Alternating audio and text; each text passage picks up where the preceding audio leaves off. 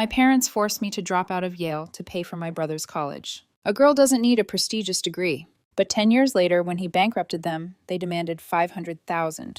I showed the documents that made them pale. Well, let's go.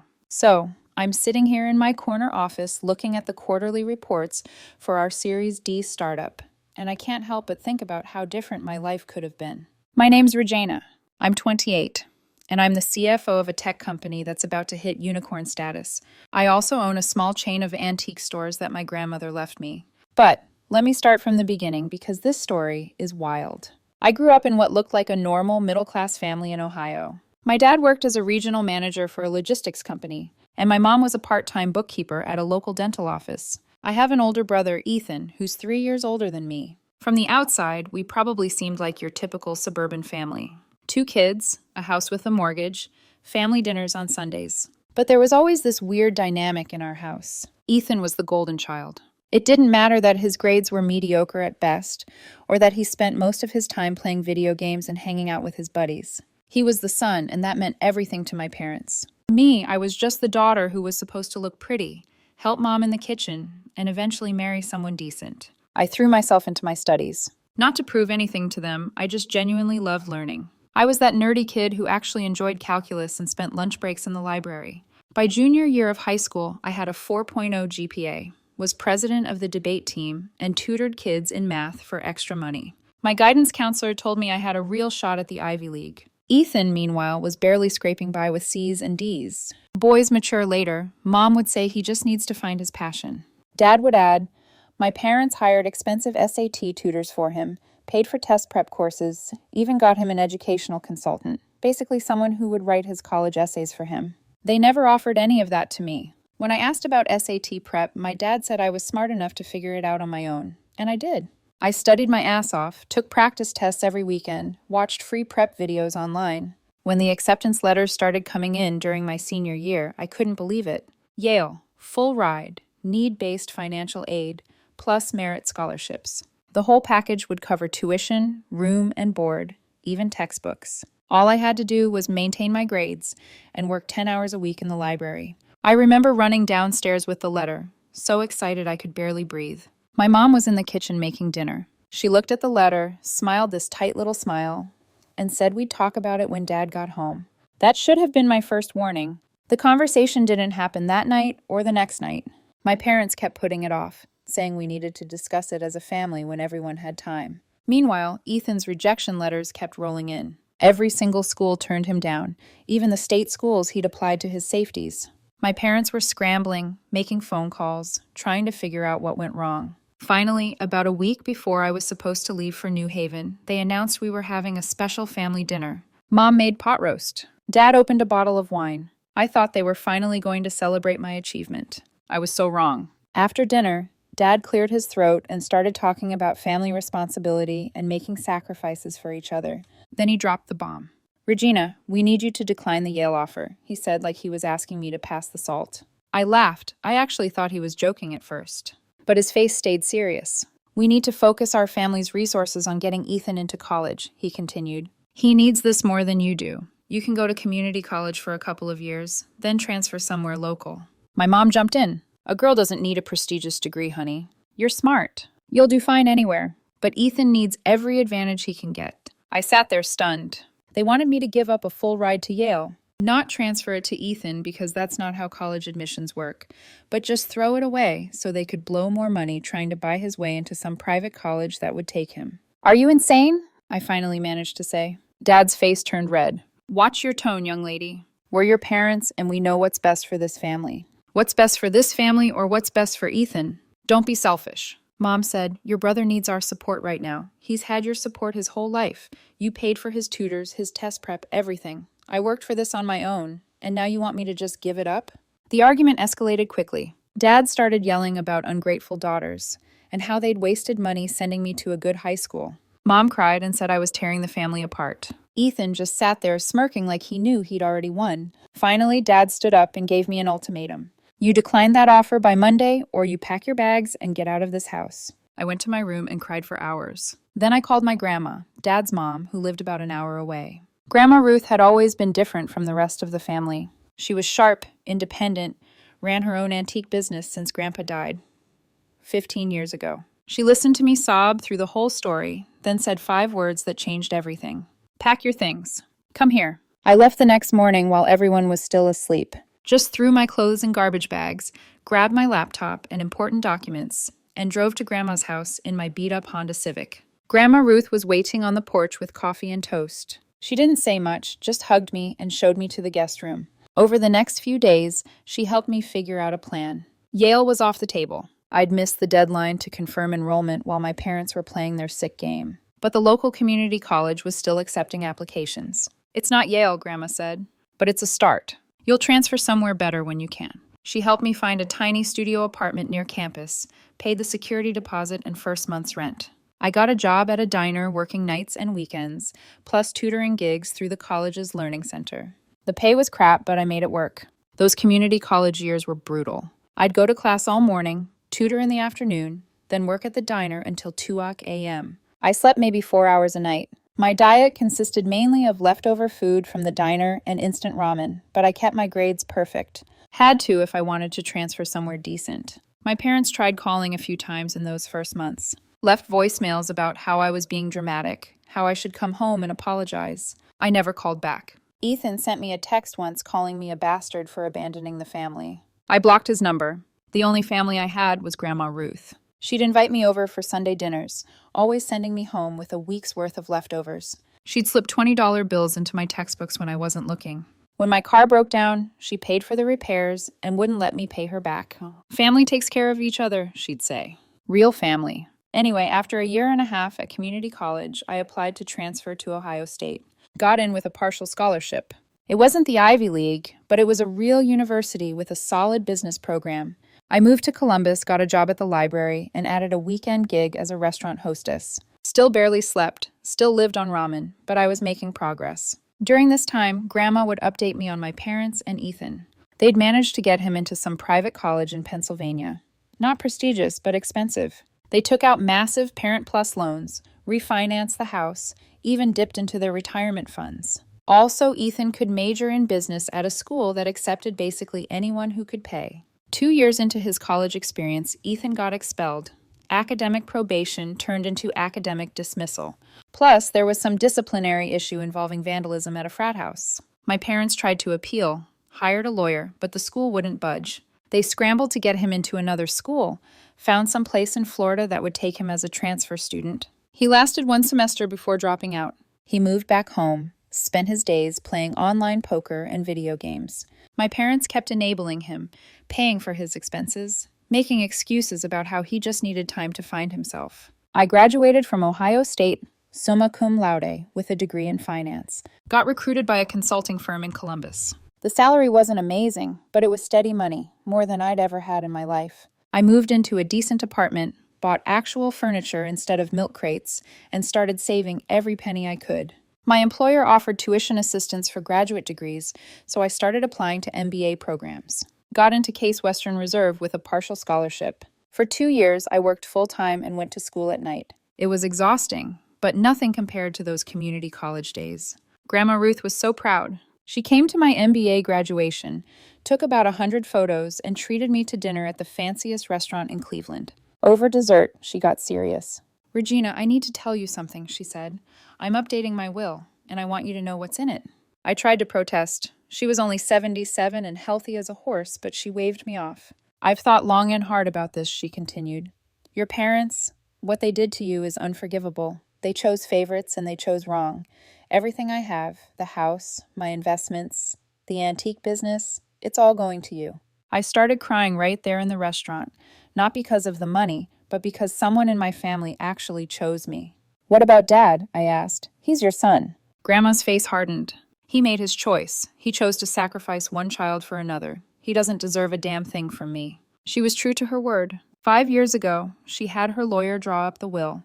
She even added something called a codicil just a month before she died, confirming her wishes and specifically stating that my parents were being disinherited for their treatment of me. Grandma Ruth went peacefully in her sleep. She was 82. I was devastated. She was the only real family I'd had for the past decade. The funeral was awkward as hell. My parents showed up, of course, along with Ethan. They acted like grieving family members, but I could see them eyeing me, probably calculating what they thought was their share of the inheritance. The will reading was scheduled for the following week at the lawyer's office. Mr. Peterson, Grandma's attorney, had sent everyone copies beforehand, but apparently my parents hadn't bothered to read theirs. I'll never forget the look on their faces when Mr. Peterson read the will out loud. The house worth about $800,000, the investment portfolio roughly $2 million, the antique business, profitable and growing. All to me. Then came the kicker. To my son Robert and daughter-in-law Patricia, I leave the sum of $1 as a reminder of how they valued their own daughter. My dad jumped out of his chair. She wasn't in her right mind. Regina manipulated her. Mr. Peterson, completely unfazed, pulled out another document. Mrs. Ruth Henderson anticipated this reaction. She was examined by Dr. Marcus Webb, a geriatric psychiatrist, 1 month before her death. He certified that she was of sound mind and capable of making legal decisions. The codicil to her will was witnessed by 3 individuals and notarized. Everything is completely legal and binding. I'll read the relevant section. He cleared his throat. I am of sound mind and body as I write this. I know my son will contest this will. Let the record show that I am fully aware of what I am doing. Robert chose to abandon his daughter, to deny her an education, to threaten her with homelessness, all to favor his son, who has shown no ambition or gratitude. He made his choice. Now I make mine. Regina cared for me, visited me, loved me when my own son couldn't be bothered. She deserves everything I have to give.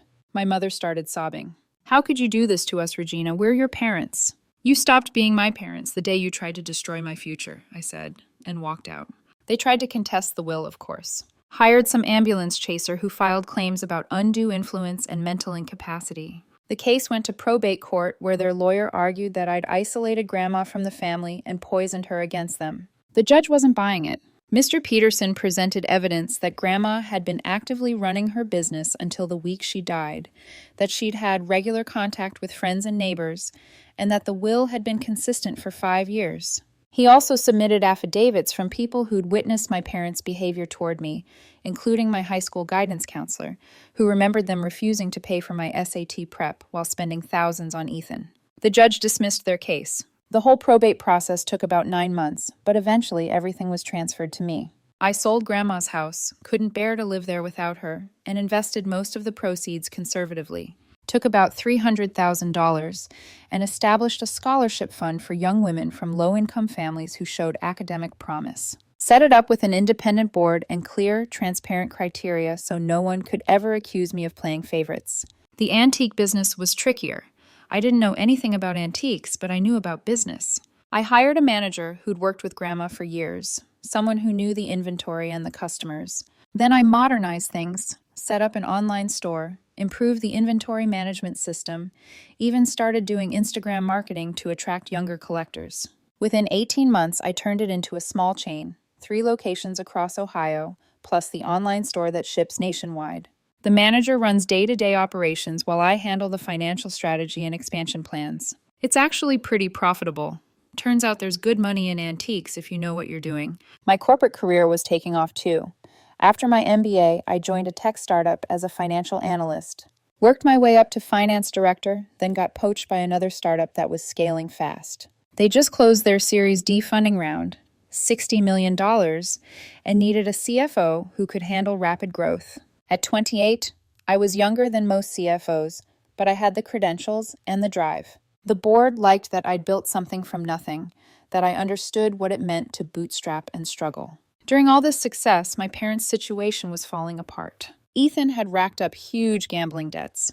Online poker turned into sports betting, then casino trips, then borrowing from sketchy people who charged insane interest. He'd also maxed out credit cards, taken out personal loans, even stolen money from my parents' accounts. They were drowning. The house they'd refinanced to pay for Ethan's education was underwater. The retirement funds were gone, credit cards maxed out. They were in their late 50s, with no savings and mountains of debt. About 6 months into the probate process, before the estate was even settled, they reached out to me. Mom called from a number I didn't recognize, crying about how they were going to lose the house. "We need $500,000, she said, just as a loan. We'll pay you back within a month, I promise. The bank is going to foreclose otherwise." Where would you get $500,000 in a month to pay me back? I asked. We'll figure it out. We're family, Regina. Family helps each other. I actually laughed. Family? Like when you helped me by trying to force me to give up Yale? Like when you threw me out for refusing to sacrifice my future for Ethan? That was different. We were trying to do what was best. For Ethan. Always for Ethan. Well, why don't you ask your precious son for the money? He doesn't have it. You know he doesn't have it. You got everything from Grandma, and we got nothing. You got exactly what you deserved, I said, and hung up. They tried everything. Dad sent emails threatening legal action, claiming that as the only son, Ethan had rights to Grandma's estate. Their lawyer, a different one this time, sent a letter demanding I settle with them to avoid a lawsuit. I forwarded everything to Mr. Peterson, who sent back a beautifully worded legal response that basically told them to pound sand. After they lost the court case, things got even worse for them. The house was foreclosed on. They had to move into a crappy apartment on the outskirts of Dayton. Dad, who'd been a regional manager making decent money, couldn't find work in his field anymore. Age discrimination is real, so he took a job as a night security guard at a warehouse. Mom works as a cleaner at an office building. They're basically starting over at 60, living paycheck to paycheck. Ethan fled to Texas to escape his creditors. Last I heard, he was working under the table at a moving company and sleeping on someone's couch. The people he owed money to in Ohio were not the kind of people you want to mess with, so he can't come back.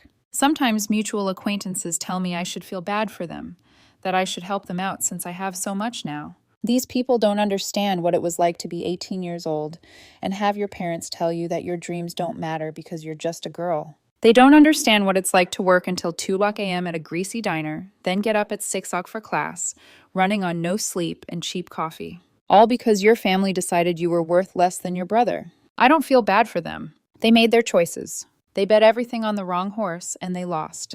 They could have had 2 successful children, but they decided one was expendable. Now they have none. The scholarship fund I set up has already helped dozens of young women pay for college. Girls who remind me of myself, smart, driven, but born into families that don't value their potential. Every year I read their applications, their essays about their dreams and struggles, and I think about how different my life could have been if my parents had just loved me as much as they loved my brother. I'm doing well now, really well. The startup I work for is probably going public next year, and my equity stake will be worth several million. The antique business continues to grow. We're looking at locations in Pennsylvania and Michigan. I own a nice condo in downtown Columbus, drive a Tesla, and can afford to travel wherever I want. But the best part, I did it all without them. Every success, every achievement, every dollar earned, none of it is thanks to them. It's all despite them. Last month, I got a message from Ethan on LinkedIn. He was trying to reconnect, talking about how we should put the past behind us, how family is important. I looked at his profile, basically empty, just says he's seeking opportunities. I didn't respond, but I did notice he'd viewed my profile multiple times. He can see my title, CFO, at a successful tech company. He can see my education, the Ohio State degree, and the MBA he never got. He can see everything he could have had if he'd actually worked for it instead of expecting it to be handed to him. My parents are still in that crappy apartment. A friend who still lives in Dayton told me she saw my mom at the grocery store looking tired and old, carefully counting coupons. Part of me wonders if they ever think about that night 10 years ago, when they gave me an ultimatum over pot roast. Do they realize that was the moment they lost their daughter? Do they understand that their favoritism cost them everything? I doubt it. People like that never admit they were wrong. They'll go to their graves believing that I'm the selfish one, that I abandoned them, that I stole what was rightfully theirs. They'll never understand that they abandoned me first. The thing is, I should thank them. Their cruelty made me strong. Their rejection taught me to rely on myself. Their favoritism showed me what not to become. If they'd supported me, maybe I would have gone to Yale, gotten a good job, lived a comfortable life.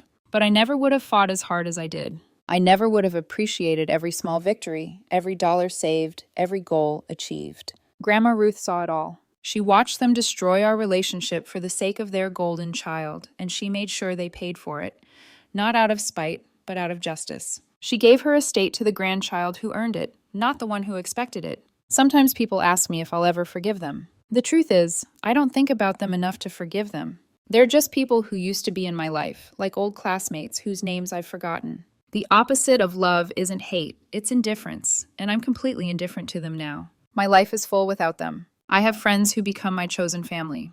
I have mentors from business school who still guide me. I have colleagues who respect me for my abilities, not my gender. I have the scholarship recipients who send me letters about their successes, their graduations, their first jobs.